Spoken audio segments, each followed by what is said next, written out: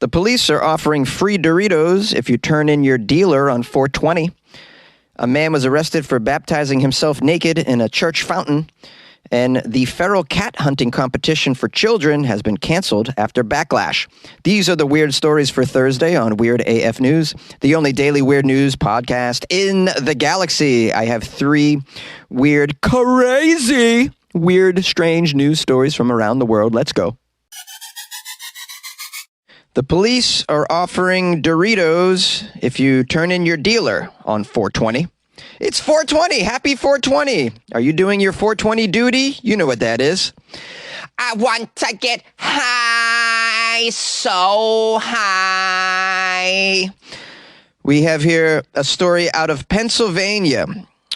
Pennsylvania is still living in the 20th century, and marijuana is not legal, unfortunately.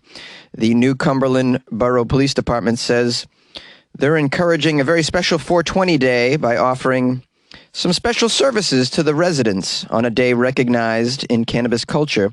The police department says they're willing to check any product for free that residents want to bring to the station. It says here, for your troubles, you will get a regular size bag of Doritos for bringing in your product. The police also say if someone would like to turn in their dealer, they'll give them a family-sized bag of Doritos. Oh, see, I thought snitches got stitches. Apparently, snitches get Cool Ranch Doritos, which I do love. Would never turn in a dealer for a bag of Doritos. In fact, I suggest all the dealers in Pennsylvania flip it on them and give a free family-sized bag of Doritos to all of your clients when they purchase from you on 420. That way you can even... give them 2 bags of Doritos. How about that? Or a bag of Doritos and a bag of Fritos, or maybe Funyuns, something fun like Funyuns. Do you guys like Funyuns? Funyuns are nice on 420. 420 Funyuns, that's what we're doing. Now, I guess you got to give it to the police department for trying something fun on 420, but I don't see it being successful because who the hell's going to turn in their dealer for just a bag of Doritos? I mean, are you okay, Pennsylvania? I love how they're spending their time trying to crack down on cannabis users. You know, maybe want to spend your time tracking down violent criminals. Just an idea of a better way to spend the community's resources. I mean, how pleased must be the community that their resources and their tax dollars are spent arresting stoners. Oh, it's like arrest that guy. He's stoned, and in that condition, he may try to build a website. Got to get him off the streets. Put him in a little cell with another stoned person. They can argue who could win in a fight. RoboCop or Ant-Man. I've never seen a stoned person commit a violent act on anything except food, by the way. Alcohol, on the other hand, I've seen some crazy stuff. People on alcohol. I once was drinking around a fire in the woods of New Hampshire, and I saw a dude so drunk he jumped into the fire and danced in it. I saw that. That's alcohol for you, bro. So obviously, I am a supporter of cannabis over alcohol. And in case you don't know your history, April 20th in the cannabis culture began in Marin County, California, 1971, when 5 students would meet at 4:20 p.m. to smoke marijuana. Mary Jane. And today being 4:20, you better believe I availed myself of some cannabis on my balcony in a sunbeam. I can't think of a better way to spend 420. And I'd like to wish you all a happy 420. I even did a 420 story for you. How about that? Hey, we got themes here on Weird AF News. Themes. An Arizona man is arrested for baptizing himself naked in the church fountain. I thought this was a Florida story. Nope, Arizona. Arizona is just like Florida, but without the rain. It's desert Florida. An Arizona man had to be arrested because he was baptizing himself in a church fountain in the nude this past week. Jeremiah Sykes is 20 years old, just trying to be saved, just wants to turn his life over to the Lord, that's all, baptizing himself. Maybe he couldn't meet his schedule with the baptizing schedule. Maybe he works on those days. He's going to do it himself. Maybe it costs money to get baptized these days. I don't know. Haven't been baptized in a very long time. We have Jeremiah reportedly found nude in the fountain of the One Life Church in Mesa, Arizona. According to the court documents, he was told to leave the church fountain, but he obstinately stayed and grabbed a blanket. Sykes was taken to a holding facility by the police and charged with criminal trespassing and indecent exposure as well. But he's all right in the Lord's eyes, I think, and that's all that matters in this world. Am I right? It says here, while at the holding facility, Mr. Sykes was very uncooperative. He refused to take a mugshot. He allegedly assaulted 2 detention officers, punching one officer in the head. The suspect reportedly punched another who tried to intervene as well. It says here that both detention officers had to be transported to the hospital for immediate medical attention because they both had lacerations. Lacerations. You don't want to get a laceration. That's a fun word to say with a lisp. I'm sorry, I'm stoned. You got to hand it to this guy, though, trying to baptize himself in a fountain. I mean, I think something else was going on. I don't know what that was. It's very hot in Arizona. Perhaps he's just cooling off, and it was the nearest body of water. There's not a lot of bodies of water in Arizona. There's a lot of bodies. It is a desert. That's a place where you'll definitely find bodies in a desert. You're not going to find bodies of water out there, though. So I think he's just trying to cool off. I think the church should allow people to bathe in their fountains, you know? They don't have to pay taxes after all. Just let the people bathe in your fountain when they're hot, bro. I mean, they shouldn't be nude. But we can all agree on that. But, I mean, it doesn't say what time it was. I mean, maybe you should be able to be nude if it's after midnight and you're bathing in the fountain. There's nobody around. Maybe he really was trying to baptize himself. It was late night. He was having some impure thoughts about his sister because that's a thing one does in Arizona. The desert Florida, bro. Desert Florida. Let's just be thankful he didn't also bar mitzvah himself that day as well. But at the end of the day, he's saved, guys. You know, he's got a criminal record, but he's saved. And that's all that matters, right? How the Lord perceives you, not how society perceives you.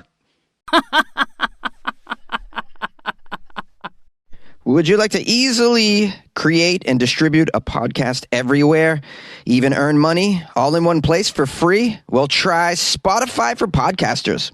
Record and edit on your phone or computer. You can send it to Spotify and everywhere podcasts are heard. They even have video podcasting options as well. Spotify for Podcasters allows you to earn money with ads and subscriptions. Best of all, it's free. Try it. Download Spotify for Podcasters or go to spotify.com/podcasters to get started. And good luck with your podcast. Good luck with your life, man. A cat hunting competition for children was canceled after some backlash. Organizers of the annual North Canterbury hunting competition announced a category for the most feral cats killed, and this competition had to be removed from the overall hunting competition following some public backlash and media coverage. This story is out of New Zealand. The announcement was posted on social media on Tuesday, saying the organizers were incredibly disappointed by the reaction to the new category in their fundraiser, which they say prompted, quote, vile and inappropriate emails and messages sent to the school and others involved. I don't know what you expected. You put out there a feral cat hunting competition for children, and then you're surprised about some backlash and some angry, what you're calling inappropriate emails. Hey, kids, go out there and kill all the cats you can find. Wow, people are up in arms about this cat killing competition that we're holding this weekend. We're just trying to raise some money, just having a good cause here. What's wrong with killing cats? I don't see the big deal. Here's another quote from the organizers. Our sponsors and school safety are our main priority, so the decision has been made to withdraw this category for this year to avoid further backlash at this time. Now, they're saying that this announcement of the cancellation comes after a Canterbury cat died from sepsis after being shot with an air rifle. It's unclear if there was any link to the competition, which offered child hunters aged 14 or younger a $250 cash prize for the most feral cats killed in North Canterbury over the next 2.5 months, as well as a shot at the $4,600 spot prize for junior hunters in the form of a child's motorbike. It says here the now withdrawn feral cat killing category gave young hunters from the 15th of April until late June to kill as many feral cats as they could as part of the competition. This was a fundraiser for a school and a new pool, apparently. The new category was met almost entirely with praise by the locals when it was launched, but some have since expressed concern that most people, let alone children, would not be able to tell the difference between feral and non-feral cats. Agreed! I mean, unless you're going to catch each one and check it for a little microchip first. I love how, like, the locals were pretty supportive of it when it launched. Yeah, just have children running around with air rifles shooting cats in the neighborhood. What's wrong with that? Or throwing Chinese stars at them, or however they decide to. Just imagine seeing a bunch of cats just hanging from trees. What are you doing, hanging cats from trees? Yeah, I'm just trying to win the bike. That's all. Now, the competition organizers did state on social media when they opened the junior competition on April 15th that all participants were warned that any child found with a killed microchipped cat in their bounty would be eliminated. Just want to let you know. And yeah, but then how do you tell between a feral and non-feral cat? You know? Meanwhile, your cat's been killed for a contest. We have here Margaret McGuire, a former sponsor and local, said she feared for her cat's safety, particularly her cat George. Oh, poor George likes to go roaming. She feared for George and others like him who were born feral but raised domestically. She said, quote, George would have been dead before they know it, before they would know that George was chipped. It says here, McGuire was raised rurally and understood the importance of pest control, though, but was doubtful that most people, let alone children, could tell the difference between her domesticated farm cat and any wild cats.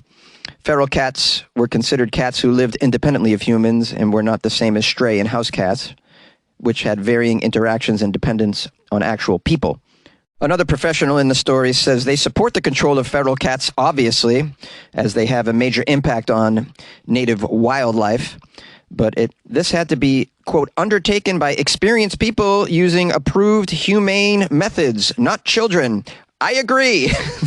Not children who don't know what they're doing. Just going to kill everything. I'd imagine they'd kill a few squirrels and muskrats while they're out there. This includes the equipment of the correct caliber used by trained professionals, they're suggesting. Competition organizers declined to comment until before a formal meeting that was taking place this upcoming Tuesday about the situation. Now, I just went searching for the official website for this Canterbury hunting competition. Couldn't find it. I got their Facebook page, though. I was trying to figure out what other animals are in the competition. There are average weight categories for killed wild pigs and wild deer. You can win $1,000 for that. I keep scrolling down here. Oh, they're giving away a car as well. Wow, they really want people hunting. They got some pretty good prizes. Entries now open for wild hogs. Okay, wild hogs. Looks like any naked Floridians. If you happen to catch and kill some naked Floridians in the area of Canterbury, you can be eligible for a free scooter. It looks like. I'm just kidding. I'm just making stuff up as I go along. A lot of deer, hogs. Yeah, it looks like they took down the feral cat advertisement here. Oh my goodness, there's a photo of so many killed hogs. Wow, a lot of them, man. There's got to be a couple hundred hogs just laying on the ground of what looks like a parking lot. Oh, this is a wild competition, man. I don't even know this existed.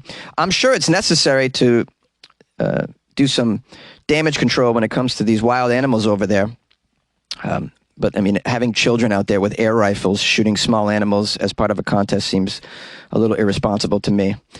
But what do I know? I don't have kids. And I also don't have any cats. ¿Cómo te llamas? Hey, man. Happy 420, bro. Yeah. Hey, man, it's the official cannabis holiday, bro. Yeah. You guys feeling good? Did you take your medicine, man? You took your medicine today. Today's the day. Take your medicine, man. But don't overdo it, bro. Don't overdo it. You may not have enough munchies in the fridge to handle a 420 OD, bro. You know what I mean? How are you guys celebrating 420? Are you getting really high and watching Stanley Kubrick movies? That's something I really, really love to do.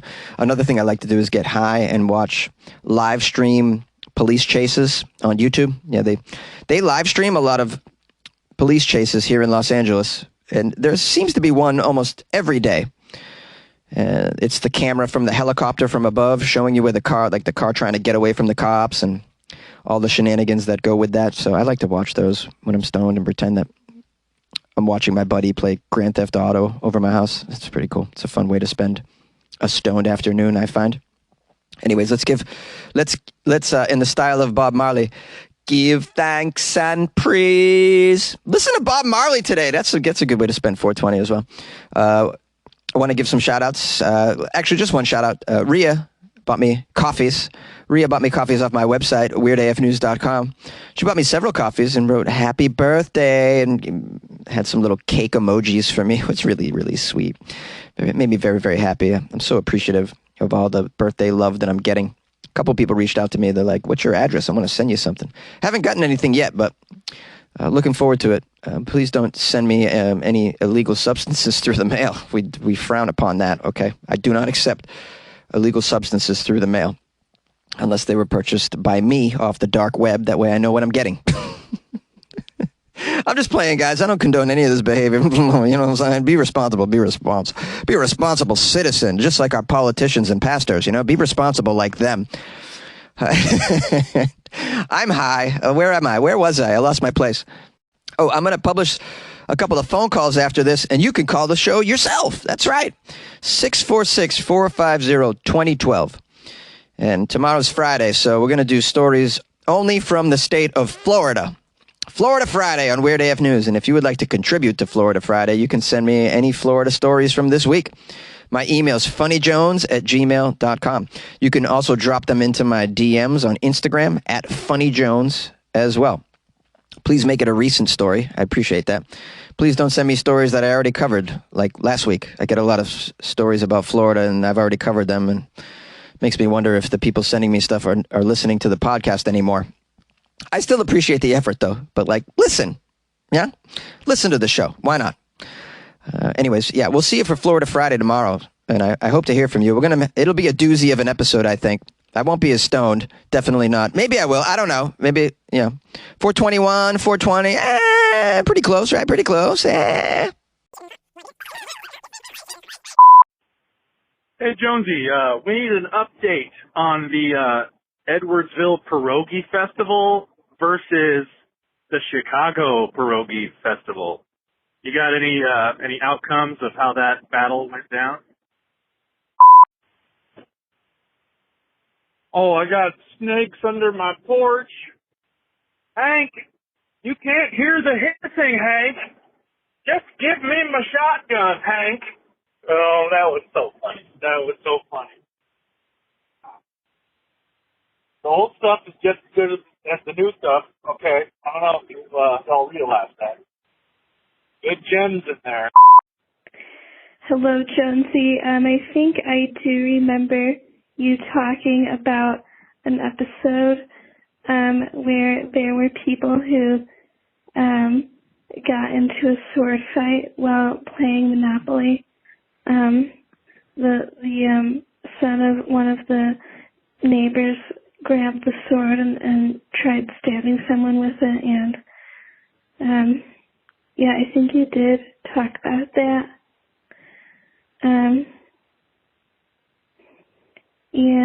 But I feel like in an earlier episode, I don't know. But I hope you're doing well. And I was wondering if it is hot where you are. And, yeah, I also like the French rap song, I would say. I was laughing really hard too, when I heard it. I would say the episodes from April 6th, 7th, and 11th are the best so far. Good luck with your life, man. Oh, it's Hannah from Chicago. Hey, Jonesy, it's Michael calling from Iowa City. And I heard you say you're going to do a show in Bellflower, California. And when I heard Bellflower, it took me back 40 years to the basketball games I used to go to at the University of Iowa. And I would hear the announcer say, and introducing out of Bellflower, California, from St. John Bosco High School, Steve Carfino. Yeah, we had a great point guard named Steve Carfino, a real finesse player, just really awesome. Went on to play 5 seasons in the NBL, the National Basketball League down in Australia. Anyhow, it's interesting how just one word can just trigger your memory and take you straight back. Anyway, good luck with your show there. And now that I've on the line here, I'll just take this opportunity to remind all the weirdos that April 27th, Thursday, April 27th, is Jonesy's birthday. And this will be plenty of opportunity and plenty of time for everyone who's interested to call Jonesy at 646-450-2012. As we all know the number by now, 646-450-2012.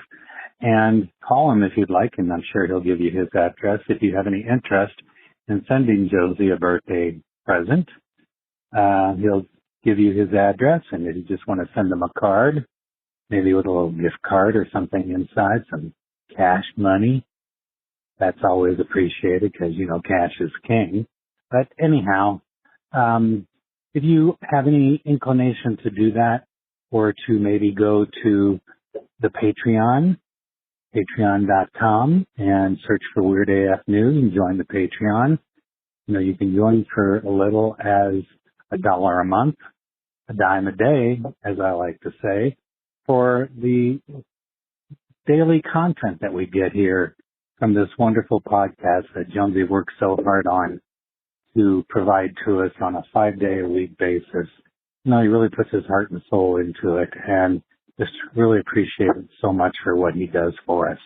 You can also go to weirdafnews.com and click on the link that says Buy Jonesy a Cup of Coffee, and that is like joining the Patreon, sort of, you know, with the amount that it costs for a cup of coffee.